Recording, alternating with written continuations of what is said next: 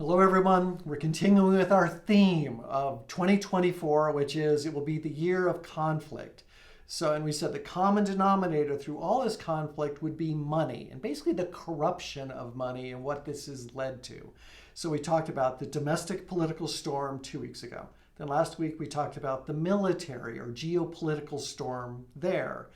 Now we're going to go to the de-dollarization storm, meaning the movement away from our currency. All right, now I've got to take you back in time to a story. This is from the late 1970s, early 1980s. For those of you old enough to remember, a lot of us were in high school back then, we saw the price of oil soar. We had gas lines under Ford and Jimmy Carter. Inflation was running rampant. Well, there was a country on the other side of the globe that was actually benefiting from all of this, and that was the Soviet Union. They didn't do much back then. They didn't make product very well. In fact, they couldn't even make a toaster that the world wanted. But the Soviets had oil, and as the price of oil went from $5-6 a barrel to almost 40, they made a bunch of money. Well, and they started to get more powerful. Well, in the early 80s, Margaret Thatcher was elected in Great Britain. Then Ronald Reagan followed here in the United States. And they got together and they said, if we can drive the price of oil down, we can bankrupt the Soviet Union. They were fortunate. North Sea oil was coming online for the Brits. Prudhoe Bay up in Alaska was coming online for us. And then the key to it was getting the Saudis to open their oil spigots and flood the world with oil.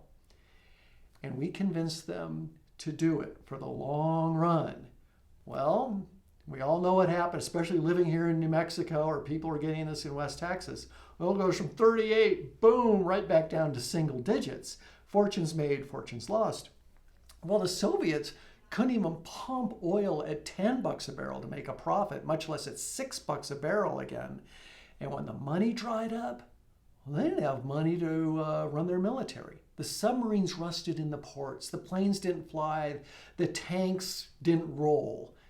And then by the late 80s, early 90s, boom, the whole thing collapses. Well, it was actually an amazing military victory without a shot being fired. And it goes back to Thatcher and Reagan. Well, there was a young KGB officer who watched that whole thing play out, Vladimir Putin. And what is he doing right now? The exact same thing. If we can take out the dollar, they won't be able to afford to keep this big military-industrial complex thing going. So how can he do it?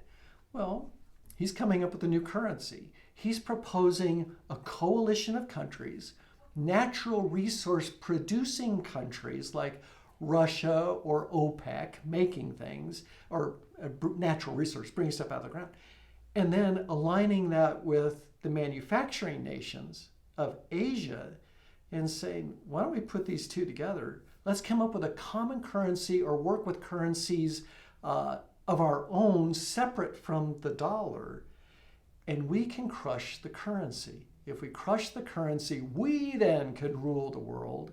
And by the way, the center of the world power has always been on the Eurasian continent. It hasn't been in the Western Hemisphere. You go back to the Chinese dynasties or Babylon or Ottoman empires, it's always been here. It shouldn't be in Britain and France and America anymore. And that plays very well in that part of the world. Meanwhile, what are we doing? We're arguing over Hunter Biden's laptop or whether Biden got this or Trump did that. It's remarkable to me what's happening out there, but it is. And our job at Zanetti Financial is to make you money and preserve your wealth as all of this is playing out. So until we address that conflict, which is sure, I believe, to accelerate in the coming year, until that's resolved, we're going to invest the way we're investing. Because what gets people through this are the hard assets. And I'll close with this. Think about what the really rich guys are doing.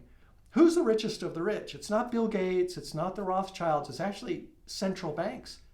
They can print as much money as they want, limitless. What are they doing? They're buying gold. Let's say in 2022, they bought 1,136 tons of gold for their own account. Last year, we don't have the exact numbers yet, but we're going to know here soon, they were exceeding it.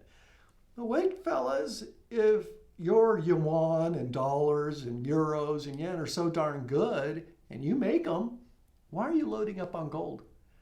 Why are the Chinese and Bill Gates and all those people buying farmland? Why is the Harvard Endowment buying water rights?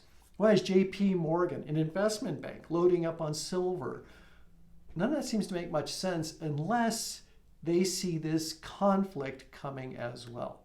So that's where we are today, and I will now turn it over to Walt, and we'll see you next week.